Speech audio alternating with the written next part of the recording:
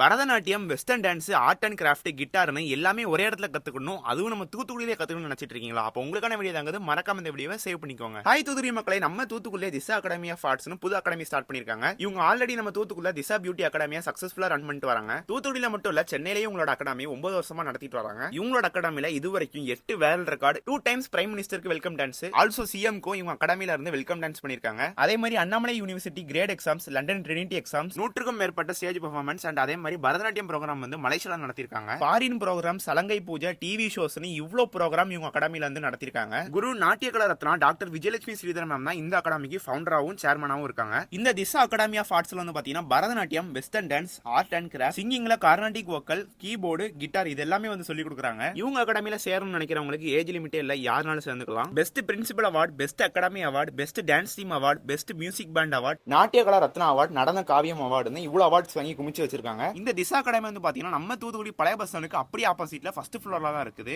இந்த அகாடமில நீங்க சேரணும்னு நினைச்சீங்கன்னா அண்ட் மோர் டீடைல்ஸ்க்கு நான் கீழே கூட நம்பரை கான்டெக்ட் பண்ணிக்கோங்க.